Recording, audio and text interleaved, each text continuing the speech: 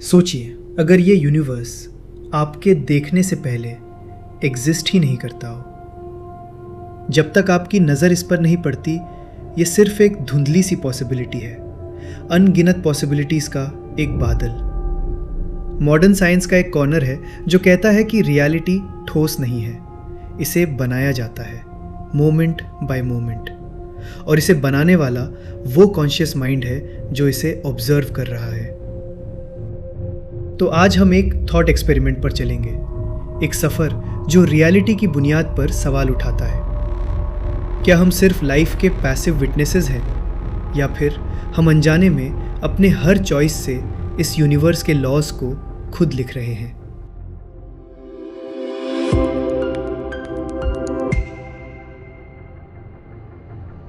तो इस आइडिया को समझने के लिए हमें रियलिटी के सबसे छोटे लेवल पर जाना होगा। इमेजिन कीजिए, हम एक बहुत ही सिंपल एक्सपेरिमेंट कर रहे हैं। हमारे सामने एक दीवार है जिसमें दो पतली पतली स्लिट्स यानी दरारें हैं, और उस दीवार के पीछे एक स्क्रीन है जो डिटेक्ट कर सकती है कि कोई चीज़ उस पर कहाँ टकराई। अब अगर हम इन स्लिट्स पर छोटे छोटे पत्थर फेंके एक एक करके, तो क्या होगा? बहुत सिंपल है। कुछ पत्थर स्लिट 1 से निकलेंगे, कुछ स्लिट 2 से, और स्क्रीन पर ठीक उन स्लिट्स के पीछे 2 लाइंस बन जाएंगी, एग्जैक्टली वैसा ही जैसा हम एक्सपेक्ट करते हैं। ठीक है, अब पत्थरों को भूल जाइए। इमेजिन कीजिए कि हम उन स्लिट्स पर पानी की लहरें भेज रहे हैं। जब लहरें उन 2 स्लिट से गुजरेंगी तो वो फैलेंगी और एक दूसरे से टकराएंगी। इसे कहते हैं इंटरफियरेंस। स्क्रीन पर हमें 2 लाइंस नहीं बल्कि कई सारी लाइंस का एक पैटर्न दिखेगा। कुछ जगहों पर लहरें जुड़कर ऊंची हो जाएंगी और कुछ जगहों पर एक दूसरे को कैंसिल कर देंगी। इसे एन इंटरफियरेंस पैटर्न कहते हैं। तो हमारे पास 2 क्लियर रिजल्ट्स हैं। पार्टिकल्स 2 लाइंस बनाते हैं, वेव्स एक इंटरफियरेंस पैटर्न बनाती है। अब आती है असली कहानी। फिजिसिस्ट ने यह एक्सपेरिमेंट इलेक्ट्रॉन्स के साथ किया। इलेक्ट्रॉन्स जो मैटर के फंडामेंटल पार्टिकल्स हैं। उन्होंने इलेक्ट्रॉन्स को एक एक करके फायर किया ताकि वो पत्थरों की तरह बिहेव करे। लेकिन स्क्रीन पर जो रिजल्ट आया उसने फिजिक्स की पूरी दुनिया को हिलाकर रख दिया। इलेक्ट्रॉन्स जो एक एक करके भेजे गए थे, उन्होंने स्क्रीन पर 2 लाइंस नहीं बनाई, उन्होंने एक इंटरफियरेंस पैटर्न बनाया।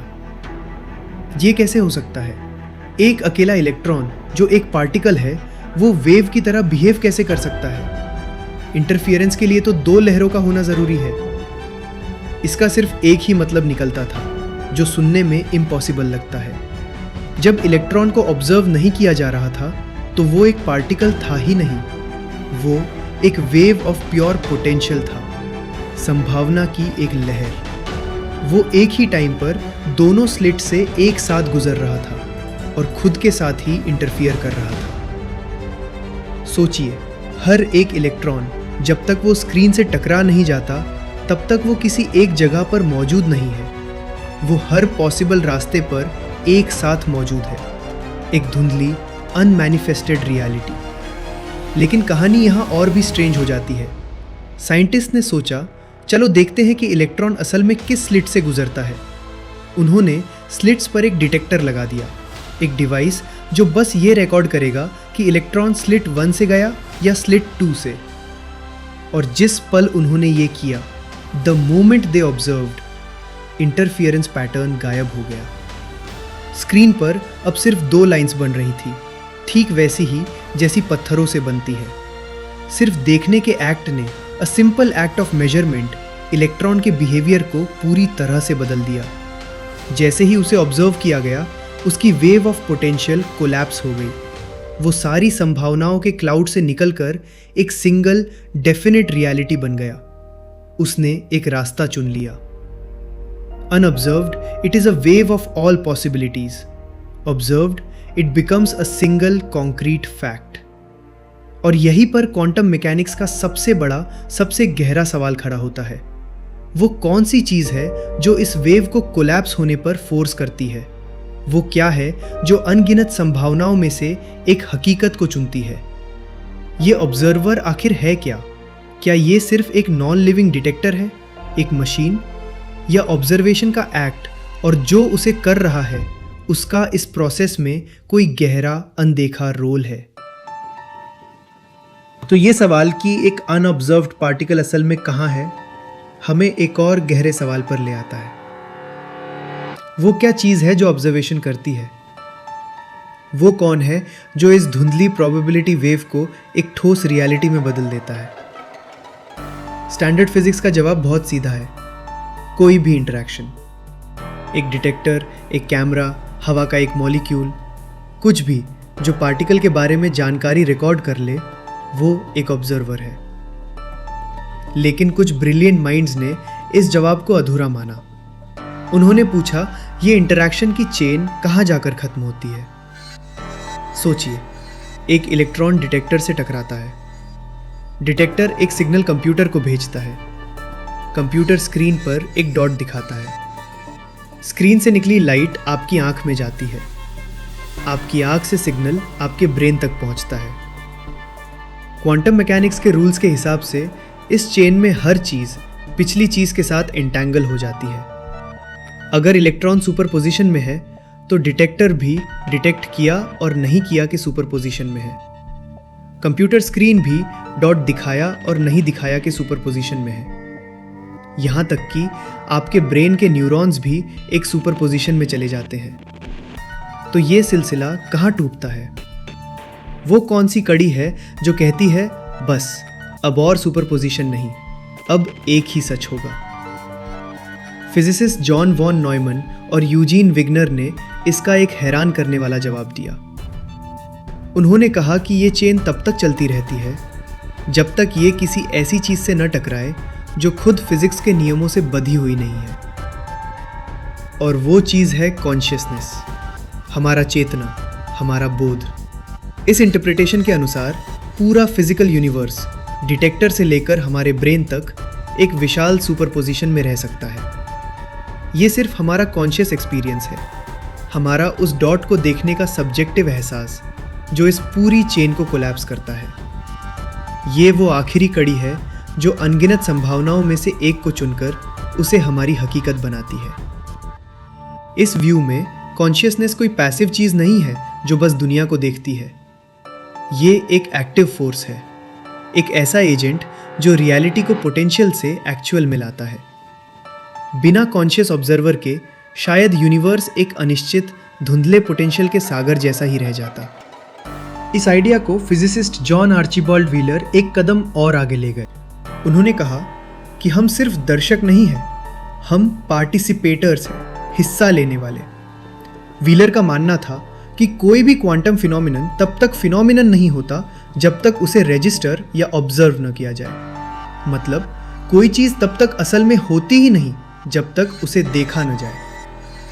और इस बात को समझाने के लिए उन्होंने एक माइंड बेंडिंग थॉट एक्सपेरिमेंट किया, जिसे बाद में लैब्स में सच साबित किया गया, द डिलेड चॉइस एक्सपेरिमेंट। कल्पना कीजिए, हमसे अरबों लाइट ईयर्स दूर एक तारे से लाइट चली। रास्ते में एक विशाल गैलेक्सी के गुरुत्वाकर्षण ने उस लाइट को दो रास्तों में बांट दिया। अब वो लाइट अरबों साल का सफर तय करके पृथ्वी पर पहुंच रही है। अब यहां पृथ्वी पर आज हम एक चुनाव करते हैं। चॉइस 1, हम अपने टेलीस्कोप पर दो अलग अलग डिटेक्टर्स लगाते हैं, ये देखने के लिए कि लाइट का फोटोन किस रास्ते से आया। जैसे ही हम ये करते हैं, फोटोन एक पार्टिकल की तरह बिहेव करता है और हमें किसी एक ही रास्ते पर मिलता है। चॉइस 2, हम डिटेक्टर्स हटाकर एक स्क्रीन लगा देते हैं, ये देखने के लिए कि क्या दोनों रास्तों से आई लाइट आपस में इंटरफियर करती है। जैसे ही हम ये करते हैं, फोटोन एक वेव की तरह बिहेव करता है और स्क्रीन पर एक इंटरफियरेंस पैटर्न बनता है। ये पैटर्न तभी बन सकता है जब फोटोन ने एक ही साथ दोनों रास्ते तय किए हो। सबसे हैरान करने वाली बात यह है, हमारा आज किया गया चुनाव ये तय कर रहा है कि उस फोटोन का अरबों साल पुराना इतिहास क्या था। वो एक रास्ते से आया या दोनों से? इसका जवाब इस पर निर्भर करता है कि हम आज क्या मापने का फैसला करते हैं। व्हीलर के लिए इसका मतलब साफ था, ये हमारा पार्टिसिपेटरी यूनिवर्स है।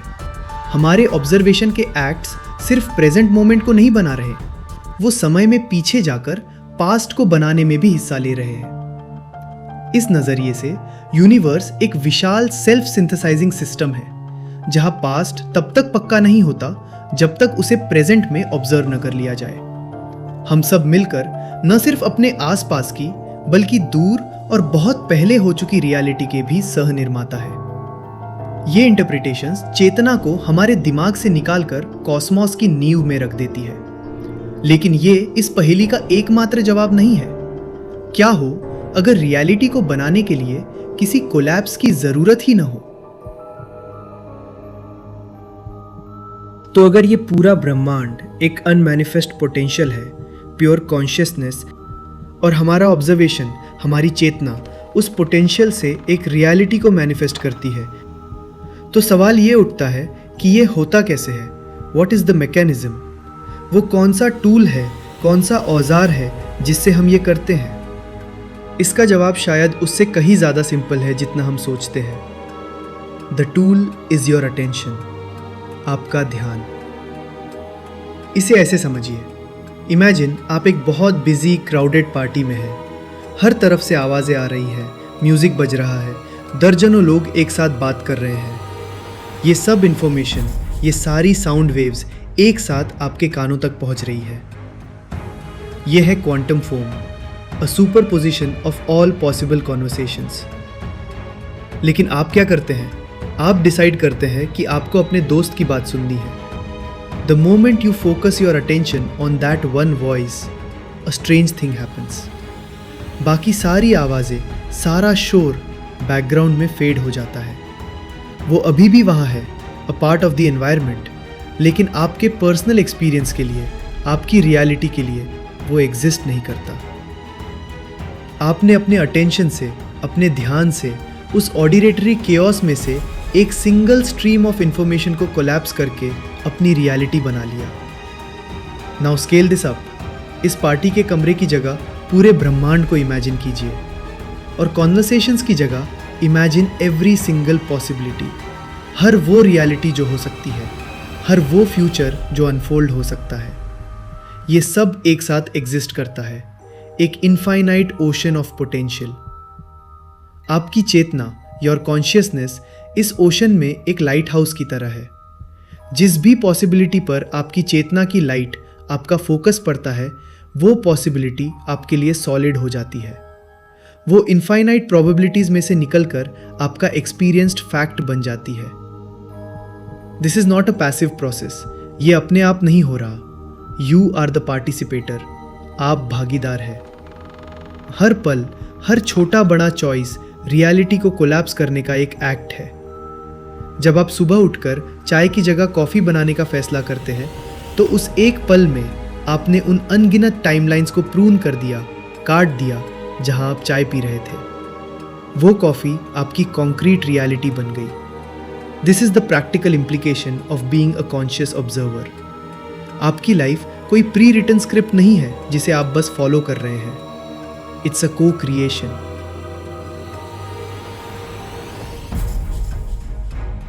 तो अगर हमारा हर कॉन्शियस चॉइस, हमारा हर इरादा रियलिटी के पोटेंशियल को एक कॉन्क्रीट एक्सपीरियंस में बदल रहा है, तो क्या इस असर को मापा जा सकता है?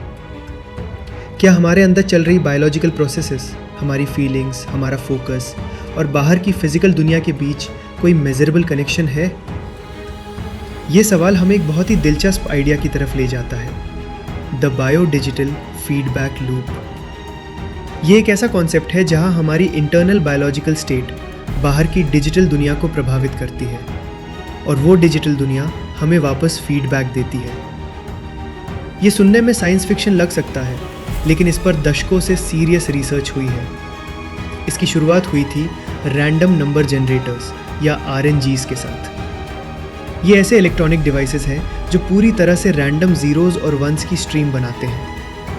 थियोरेटिकली लाखों करोड़ों नंबर्स के बाद 0 और 1 की गिनती लगभग बराबर होनी चाहिए। लेकिन कुछ एक्सपेरिमेंट्स में, जैसे प्रिंसटन यूनिवर्सिटी की पियर लैब में, रिसर्चर्स ने लोगों से कहा कि वो अपनी इंटेंशन से, अपने ध्यान से इन मशीन्स के आउटपुट को इन्फ्लुएंस करने की कोशिश करें, और उन्हें जो रिजल्ट्स मिले वो हैरान करने वाले थे।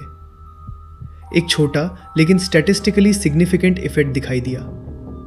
जब लोग चाहते थे कि मशीन ज़्यादा एक प्रोड्यूस करे तो वो करती थी, जब वो चाहते थे कि ज़्यादा शून्य प्रोड्यूस हों तो वैसा होता था। ऐसा लग रहा था जैसे ह्यूमन कॉन्शियसनेस एक प्योरली रैंडम डिजिटल प्रोसेस में एक छोटा सा बायस, एक छोटी सी लहर पैदा कर सकती है। इसी आइडिया को एक बहुत बड़े ग्लोबल स्केल पर टेस्ट करने के लिए ग्लोबल कॉन्शियसनेस प्रोजेक्ट बनाया गया। इमेजिन कीजिए, दुनिया भर में दर्जनों जगहों पर ये रैंडम नंबर जनरेटर्स रखे गए जो 24 घंटे सातों दिन डेटा जनरेट कर रहे हैं। ये सब इंटरनेट से जुड़े हुए हैं और इनका डेटा लगातार मॉनिटर किया जा रहा है। नॉर्मली इनका कंबाइंड आउटपुट पूरी तरह रैंडम होना चाहिए, एक स्टैटिस्टिकल नॉइज़।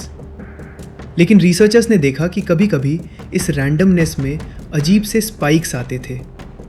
अचानक ये सभी मशीन्स एक साथ रैंडमनेस से हटकर थोड़ा सा ऑर्डर्ड बिहेवियर दिखाने लगती थी।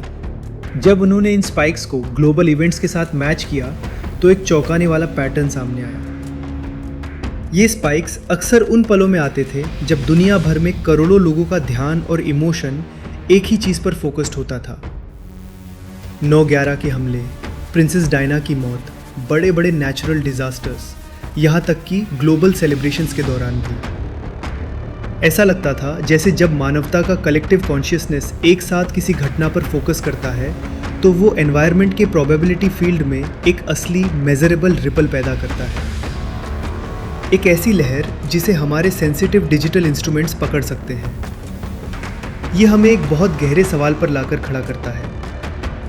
अगर हमारा collective attention global digital networks को प्रभावित कर सकता है तो हमारा पर्सनल अटेंशन क्या कर रहा है?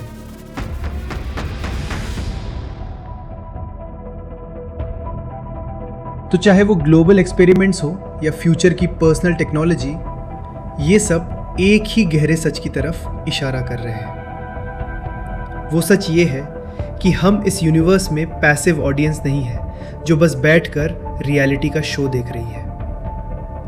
हम इस रियलिटी के को राइटर्स हैं, को डायरेक्टर्स हैं, आर्किटेक्ट्स हैं। ये पर्सपेक्टिव अपनाना आसान नहीं है क्योंकि बचपन से हमें सिखाया गया है कि दुनिया एक फिक्स जगह है जो हमसे बाहर एग्जिस्ट करती है और हम उसके अंदर सिर्फ रिएक्ट कर सकते हैं। जब कुछ बुरा होता है तो हमारा पहला थॉट होता है, मेरे साथ ही ऐसा क्यों हुआ? जब हम कहीं अटक जाते हैं तो हम सोचते हैं, हालात ही ऐसे हैं, मैं क्या कर सकता हूँ? ये विक्टिम माइंडसेट है, ये मानना कि हम परिस्थितियों के शिकार हैं।